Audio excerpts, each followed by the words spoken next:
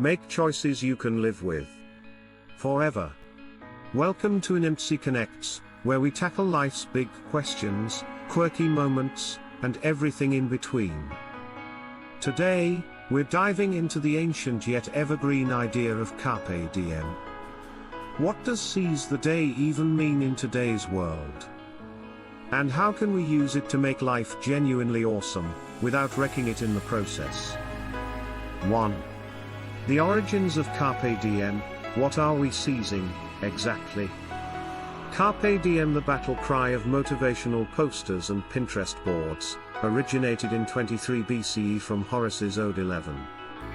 While the phrase has survived millennia, it's become as overused as live, laugh, love. But what does it really mean?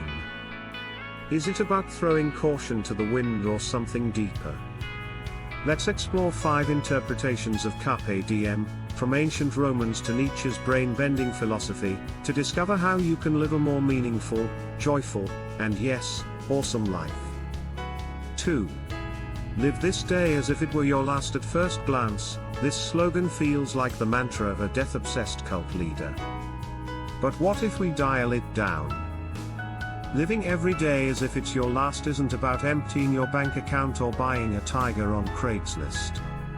Instead, it's about micro-hedonism, finding little pockets of joy in your routine.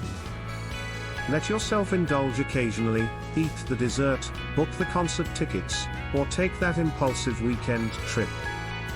Life is short, but it's not that short. By sprinkling in moments of fun and spontaneity, you can avoid looking back with regrets. 3. Live this year as if it were your last. A year gives you time to be both spontaneous and thoughtful. It's about ditching the someday mindset and realizing that life isn't going to magically line up into a perfect moment. Stop waiting for better timing, start living now. This perspective also introduces gratitude. Instead of focusing on what's missing, you start noticing what's already pretty great. Whether it's a warm cup of coffee or a good conversation, these little things make life richer. 4.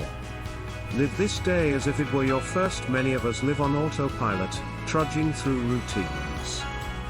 This interpretation is a wake-up call to rediscover awe in the everyday.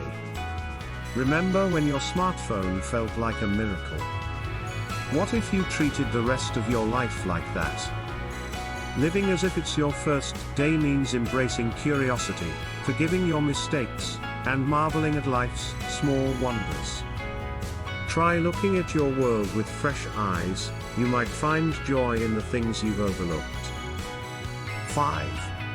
Live this day as if you were living it for the second time. Viktor Frankl's wisdom encourages us to imagine we're reliving today with the knowledge of our previous mistakes.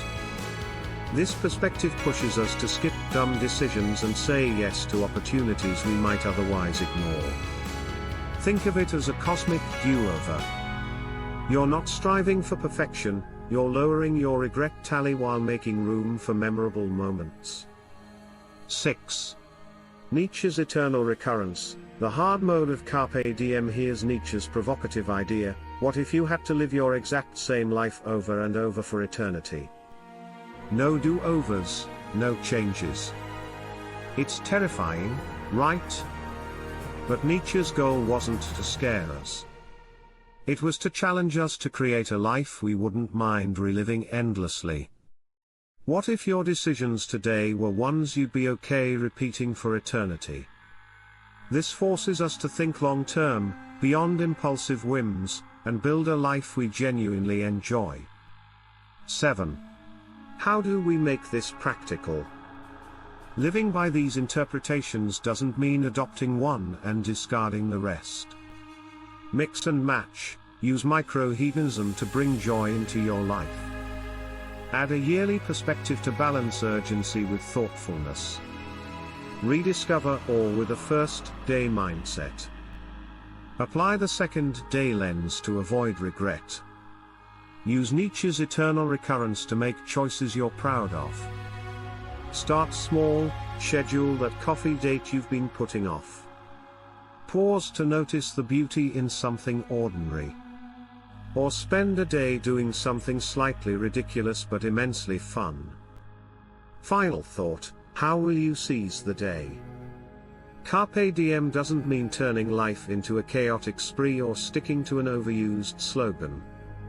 It's about finding ways to live more intentionally, joyfully, and meaningfully.